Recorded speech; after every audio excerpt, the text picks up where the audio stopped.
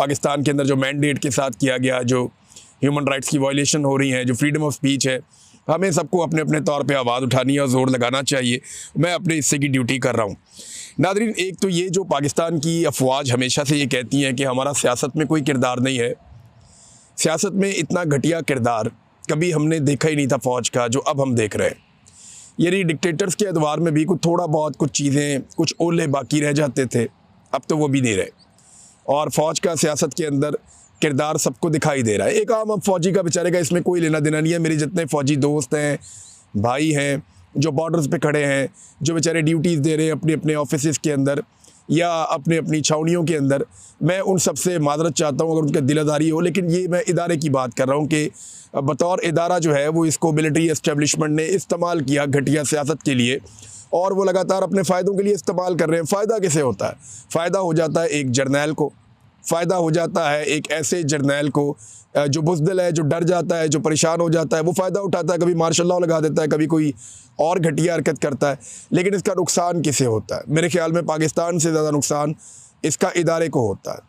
उस इदारे को जिसको एक प्रोफेशनल इदारा होना चाहिए, उस इदारे को जिसका काम सिर्फ हिफाजत करने का है, और उस इदारे को सियासत जैसी चीज़ के अंदर इन्वॉल्व नहीं होना चाहिए और ऐसी घटिया सियासत कर दी नहीं चाहिए। देखिए, आसिफ मुनीर साहब ने ना एक बहुत बड़ी गलती भी कर दी है। इस बात को हमें अपने दिमाग में रखना पड़ेगा। गलती क्या कि जो एक फ़ौजी होता है या जो एक जर्नैल होता है, उसके पास जो सबसे बड़ी ताकत होती है वो ये होती है कि लोग उसे बहादुर और दिलेर समझते हैं। यही सबसे बड़ी चीज़ होती है ना। किसी भी फ़ौजी डिक्टेटर के पास या किसी भी फ़ौजी जर्नैल के पास या किसी भी फ़ौजी ऑफिसर के पास जो बाकी लोगों से मुख्तलिफ एक चीज़ होती है, जो उसे बाकी लोगों से अलग करती है, मुमताज़ बनाती है, वो लोगों में उसकी एक मिथ होती है कि ये डरता नहीं है, ये दिलेर है, ये बहादुर है, ये मुकाबला करने वाला है, ये सख्त जान है, ये कुर्बानी देने के लिए तैयार हो जाएगा, ये पीछे नहीं हटता, ये डट जाता है, डरता नहीं है। ये फ़ौजी के बारे में अमूमी तौर पे तासुर ये होता है। तो आसिफ मुनीर साहब ने ये जो गलती की, इससे उन्होंने अपनी मिथ तोड़ ली। वो जो एक बहादुरी वाली मिथ है ना, वो उन्होंने खुद ही तोड़ ली अपनी, और ये अपने आप को बहुत बड़ा डैमेज किया उन्होंने। ISPR बेचारा नगमे बना बना के वो थक जाते हैं, वो बहादुरी के किस्से बता बता के थक जाते हैं। फ़ौजी कुर्बानियाँ दे रहे हैं, बॉर्डर पे शहीद हो रहे हैं। इतनी बहादुर फ़ौज का क्या कोई इतना बुज़दिल सपा सलार हो सकता है कि वो इस्तिस्ना मांग ले? कौन सा हमारा मुस्लिम तारीख उठाकर देख ले, कौन सा जर्नैल है जिसने इस्तिस्ना मांगी थी? इस्तिस्ना तो कोई नहीं मांगता। हज़रत खालिद बिन वलीद रज़ियल्लाहु तआला अन्हु का मामला सीधा हज़रत बिलाल आए और वहीं पे हो गया, और जो उनके साथ हुआ वो सारी दुनिया में तारीख की किताबों में लिखा हुआ है। उन्हें माजूल कर दिया गया, हटा दिया गया उनके ओहदे से। क्या उनसे बेहतर जर्नैल है कोई? बेशुमार और मुसलमानों के तो तारीख बड़ी बड़ी है, लड़ने वालों से, जर्नैलों से, बड़े बड़े शानदार लोग थे। लेकिन इस्तिस्ना किसने मांगा था? इस्तिस्ना तो मांगता है डरा हुआ आदमी, इस्तिस्ना तो मांगता है बुज़दिल आदमी, जिसके दिल में चोर होता है। यानी जिसके दिल में चोर नहीं है, जिसे कोई डर नहीं है। यानी मैंने कल एक हॉल में इतने लोगों से पूछा आपको इस्तिस्ना चाहिए? उन्होंने कहा नहीं चाहिए। मैंने कहा जी क्यों नहीं चाहिए? उन्होंने कहा जी इसलिए नहीं चाहिए कि हमने कुछ किया ही नहीं, हमें किसी का खौफ ही नहीं है। लेकिन आपके आर्मी चीफ की वो मिथ, जो एक वो कैरी उनको करना चाहिए था, बदकिस्मती से उन्होंने अपनी ये मिथ तोड़ दी है। फ़ौज की या फ़ौजी की सबसे बड़ी जो ताकत होती है वो उसका दलेर होना, जो लोग समझते हैं कि वो दलेर है, वो होती है। आज आसिफ मुनीर साहब ने अपनी वो मिथ गवा दी है, और ये मिलिट्री एस्टेब्लिशमेंट की घटिया आइडियाज़ थे कि इमरान खान से बचना है या सियासतदानों से बचना है, तो बचने के लिए आपको इस्तिस्ना ले लेना चाहिए, वो भी ताहयात। ये बड़ी वाहियात तजवीज़ थी जिसने भी दी थी, लेकिन फ़िलहाल दे दी देने वाले ने। सदर पाकिस्तान के लिए वो मांग रहे थे जी पूरी ज़िंदगी का सदर पाकिस्तान का भी इस्तिस्ना, यानी जितनी देर वो सदर रहेगा, सदर के ओहदे पे रहेगा, तब तक के लिए उसके जो कारनामे हैं या उसके जो मामलात हैं उनमें उसको इस्तिस्ना मिलता है। ये तो एक चले लिखी पड़ी पुरानी बात है। हमें तो उस पर भी एतराज़ था कि यार इस्तिस्ना होता क्या है? आप किसी आदमी को क्यों दे सकते हैं कि भाई अब कानून से बालातर हो गया, इसलिए कि क्योंकि ये सदर बन गया, इसको मुंतखब कर दिया गया है। अवामी नुमाइंदा होता है ना, अवाम के ज़रिए से ही आता है, तो ये कैसे हो सकता है कि आप उसे इस्तिस्ना दे दें? लेकिन दिया, ठीक है, कौम अभी उसको हज़म कर रही थी, अचानक पता चला जी सिर्फ उसकी नौकरी के दौरान नहीं होगा जी, हम ताहयात लेना चाहते हैं। ये वाहयात चीज़ जो है वो ताहयात लेना चाहते हैं कि जब तक सदर मर नहीं जाएगा तब तक उसको इस्तिस्ना हासिल रहेगा। आपको पता है इन्होंने मुस्तकबिल में किस चीज़ का दरवाज़ा खोल दिया? मैं आपको भी बताता हूँ। किसी भी करप्ट और बेईमान और फ्रॉडिये बंदे ने वज़ीर आज़म पाकिस्तान बन के मुल्क का बेड़ा गर्क करना है ना, और लुट मार करनी है, तो उसको चाहिए पहले एक दिन के लिए सदर पाकिस्तान बन जाए। समझ आइए आपको मेरी बात? फिर उसको ताहयात इस्तिस्ना रहेगा। यानी नवाज शरीफ को ये एक दिन के लिए सदर पाकिस्तान बनाए, उसके बाद जिस दिन तक नवाज शरीफ साहब इंतकाल नहीं फरमाएंगे उस दिन तक नवाज शरीफ साहब को इस्तिस्ना रहेगा, जितनी मर्जी लुटमार करें। ना कोई एवन फील्ड अपार्टमेंट्स का पूछ सकता है, ना कोई पनामा लीक्स का पूछ सकता है, ना कोई और सवाल कर सकता है। मियाँ साहब दियाँ सत्ते खैरा। कोई भी आदमी बिलावल जरदारी को वज़ीर आज़म बनाने से पहले आसिफ जरदारी को ये चाहिए कि एक दिन के लिए बिलावल जरदारी को पहले सदर बना दें, ताकि सारी ज़िंदगी के लिए बिलावल के ऊपर कोई मुकदमा ना हो सके। ज़िंदगी भर का इस्तिस्ना मिल गया ना। इसी तरह जो आपका ये वज़ीर आला जिनको बनाते हैं सिंध का, या जो अपने इनके करीबी लोग हैं, उन सबको एक एक दिन के लिए सदर बनाएं और सारी ज़िंदगी का इस्तिस्ना उनको दिलवा दें। कैसा रास्ता खोला इन्होंने, आप ये देखें। ये माफियाज हैं और ये अपने लिए रास्ता बनाते हैं। इस पूरी तरमीम में आम आदमी के लिए क्या, आगे चल के हम बात करते हैं। शहबाज शरीफ साहब जनाब आज़रबाईजान से आए और आकर उन्होंने ट्वीट दागा। कहते हैं जी आज़रबाईजान से वापसी पर मुझे बताया गया कि मेरी पार्टी के चंद सेनेटर्स ने वज़ीर आज़म के इस्तिस्ना के हवाले से तरमीमी शिक सेनेट में पेश कर दी, जो काबीना से मंजूर शुदा मुसवदे में शामिल नहीं थी। मुअज़्ज़िज़ सेनेटर्स के खलूस का शुक्रिया अदा करते हुए मैंने उन्हें यह तरमीम फिलफौर वापस लेने की हदायत की है। मुंतखब वज़ीर आज़म यकीनन कानून और अवाम की अदालत में जवाबदेह है। एक तो शहबाज शरीफ साहब ने इस ट्वीट में दो बातें बिल्कुल गलत की हैं, फैक्चुअली रॉन्ग है। मुंतखब वज़ीर आज़म का लफ्ज़ जो उन्होंने इस्तेमाल किया, तो शहबाज शरीफ साहब आप मुंतखब वज़ीर आज़म नहीं है। आपको 17 सीटें मिली थी और पाकिस्तान की मिलिट्री इस्टेब्लिशमेंट ने, आसिम मुनीर वगैरह ने, इन सब ने मिल के आपको इलेक्शन कमीशन ऑफ पाकिस्तान के साथ आपकी सीटों में इजाफा किया। आपको जाली फॉर्म 47 दिलवाए गए, जिसके बाद आपको मिल गया इक़्तिदार।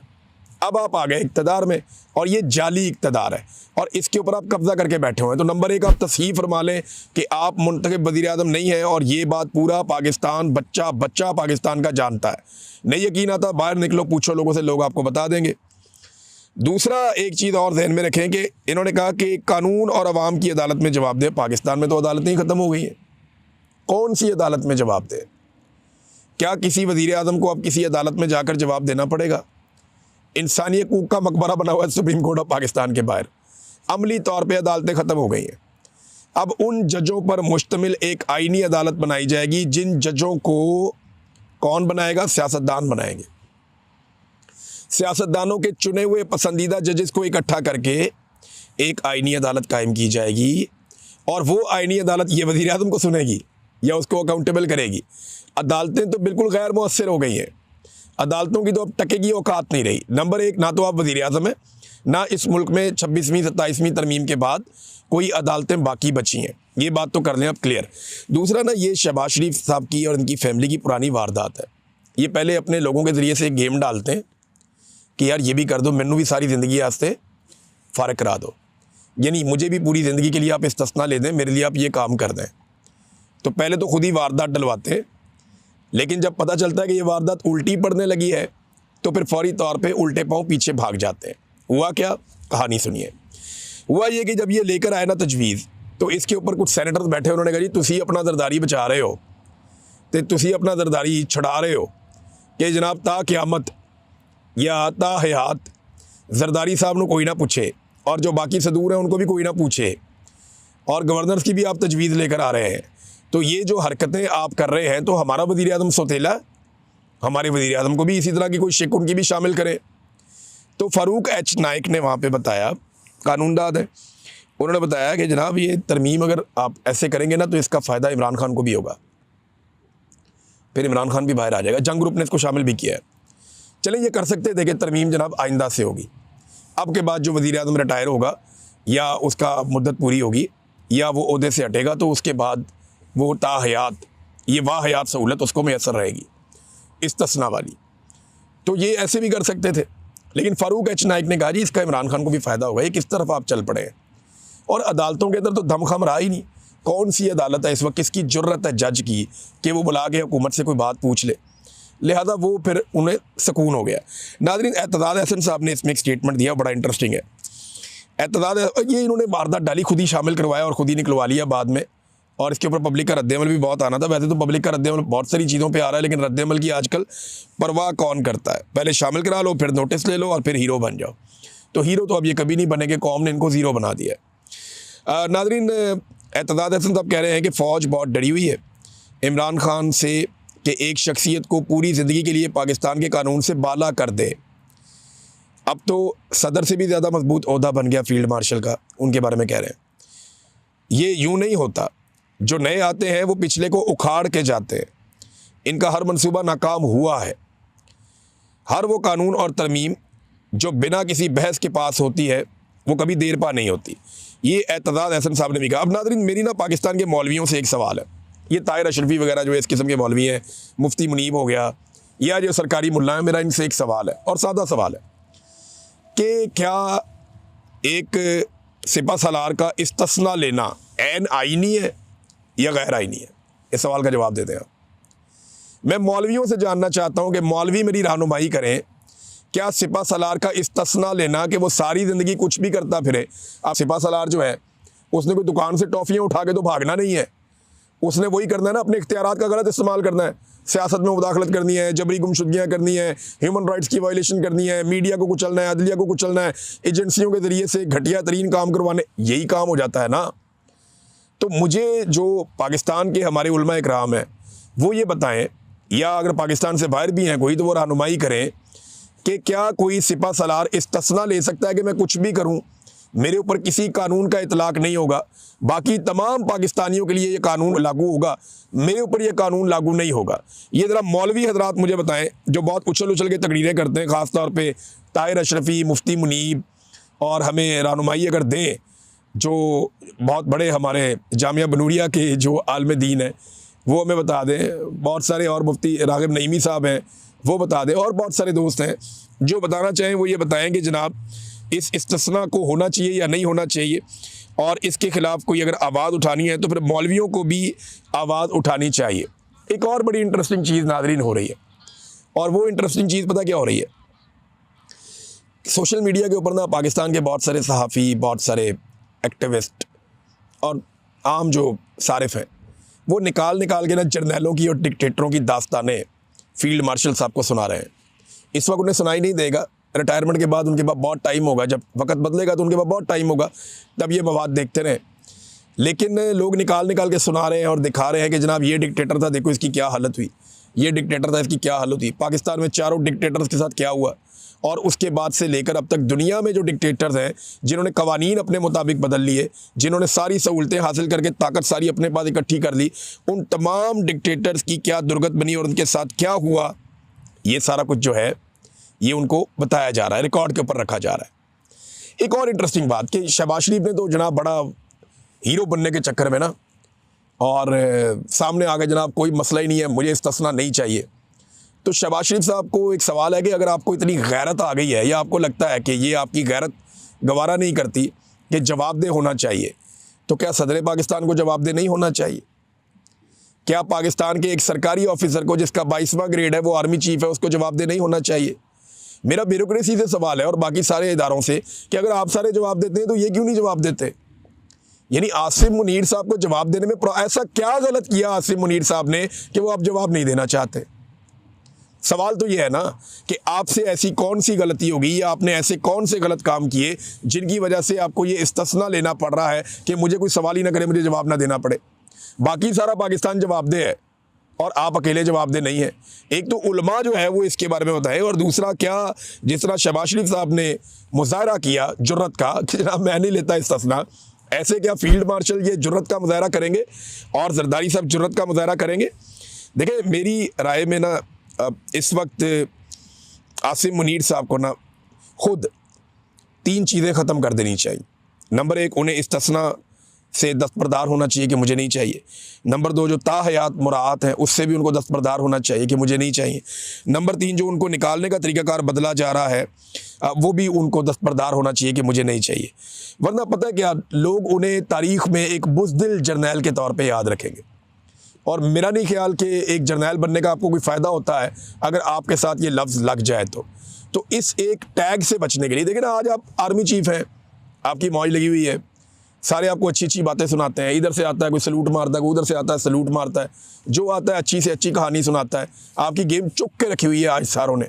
लेकिन एक वक्त आएगा फिर आप ये नहीं रहेंगे जो आप आज हैं, तो उस वक्त लोग आपको तारीख़ में क्या याद रखेंगे? आप तारीख़ में अपने आप को एक बुज़दिल आदमी के तौर पे क्यों याद रखना चाहते हैं? अगर आपने कुछ गलत किया, आपको जेल काटनी पड़े तो काटें जेल। लोग आपको दलेर आदमी, तो देखें परवेज़ मुशर्रफ अब दुनिया में नहीं है, लेकिन लोग उसको बहुत बुज़दिल आदमी नहीं समझते थे। लोग कहते थे ठीक है यार, बुज़दिल नहीं था वो उस तरह से। लेकिन जो आप कर रहे हैं कि मैं बच जाऊं, मैं अदालतों में ना जाना पड़े, मेरे ऊपर कोई केस ना हो जाए, मुझे कोई सवाल ना पूछ ले, या ये ह्यूमन राइट वॉलेशन मेरे आगे ना आ जाएं, वो देखें पाकिस्तान में नहीं आएंगी, पाकिस्तान से बाहर आ जाएंगी। दुनिया बहुत बड़ी है, बैनुल अक़वामी सतह पे भी लोग केस कर सकते हैं। तो ये आर्मी चीफ को खुद ये ख़त्म कर देना चाहिए मामला, वरना तारीख़ उन्हें कोई अच्छे अल्फाज ये या अलकाब से याद नहीं रखेगी। नाज़रीन, हम बहुत सारे लोगों को सहाफ़ी समझते रहे, वो पता नहीं क्या निकला है, मैं तो हैरान होता रहता हूँ। सुहेल बड़ाई साहब का आप ये सुने, वो कहते हैं जी आइन जामद नहीं होते, उन्हें वक्त के साथ साथ बदलना पड़ता है। तो बड़ाई साहब आपकी बात ठीक है, आइन को वक्त के साथ साथ बदलना पड़ता है, लेकिन आइन को शख्सियात के लिए ज़रूरत के साथ साथ नहीं बदलना होता। वक्त के साथ आप आइन को तब्दील कर सकते हैं, ज़रूरत के साथ तब्दील नहीं कर सकते। आइन कोई कमोडिटी नहीं है, आइन कोई ऐसी चीज़ नहीं है कि फ़र्द वाहिद के लिए इसका कान मरोड़ दिया पकड़ के या इसका बाजू मरोड़ दिया पकड़ के। ये ज़्यादती है, ये गलत बात है। अगर सहाफ़त करनी है तो पूरी बात हमें सबको करनी चाहिए कि जनाब फ़र्द वाहिद के लिए जब आप ये चीज़ें करते हैं तो तारीख़ भी इसको गलत समझती है और इसके असरात भी गलत आते हैं। अवाम को क्या मिला इस आइनी तरमीम में? कभी सोचा आपने? क्या कोई आइनी तरमीम होती है ऐसी जिसमें अवाम को सेहत, उनकी तालीम, बुनियादी ज़रूरियात, जो भी उनके हुकूक़ हैं, जो आइनी हुकूक़ है, जो इंसानी हुकूक़ है, जो इंसाफ की सहूलत है, कोई एक चीज़ अवाम को मिल जाए? कुछ भी नहीं। ना लोगों के लिए इस आइन में रोटी है, ना कपड़ा है, ना मकान है। ना लोगों के लिए इस आइन में इज़्ज़त है, ना इंसाफ है। लोगों के लिए तो इस आइन में कुछ भी नहीं है, और अगर कुछ आइन में लिखा भी है तो उस पर तो कभी अमल दरामद होता ही नहीं है। ये आइन की जो किताब है ना, ये बड़े बड़े लोगों के इक़्तिदार के ऐवानों के रास्ते क्लियर करने के लिए, ये उन लोगों को सहूलत फ़राहम करने के लिए। इसके अलावा मुझे इस आइन में आम आदमी के लिए कुछ दिखाई नहीं देता, कुछ भी नज़र नहीं आता। ह्यूमन राइट्स वाले चुप हैं, वकला तंजीमें चुप हैं अभी तक, इंसानी हकूक़ वाले इसके ऊपर कोई किसी किस्म की बात नहीं कर रहे, और जो सियासी लोग अपने आप को बड़ा चैम्पियन समझते थे वो सहूलतकार बने हुए हैं। और सबसे ज़्यादा मुझे मज़ा आया ANP की सियासत तबाह होने का, यानी एमल वली खान कैसे उछल उछल के जर्नैलों की ख्वाहिशात पूरी करते हैं। बादशाह खान की सियासत को शायर दस्तूर पे फ़रोख्त कर दिया इस आदमी ने। यानी कितनी बड़ी सियासत थी बादशाह खान की, कितना बड़ा नाम था, लेकिन बादशाह खान की सियासत को कोई तबाह नहीं कर सका, उनके नज़रिए को कोई तोड़ नहीं सका। एमल वली खान ने तबाह कर दी। किस लिए? सिर्फ बलूचिस्तान से सेनेट की एक सीट के लिए ये औकात और ये हालत रह गई। तो बड़े लोग एक्सपोज हुए, और कम से कम इतना बड़ा ओहदा जो मिलिट्री चीफ का ओहदा है वो भी एक्सपोज हो गया कि जनाब उन्हें डर लगता है, उन्हें डर लगता है कि जनाब मेरे साथ कुछ हो ना जाए। इमरान खान साहब का खौफ है, खौफ तो रहेगा। अब तक के लिए इतना ही, अपना ख्याल रखिएगा, अपने चैनल का भी। अल्लाह हाफ़िज़।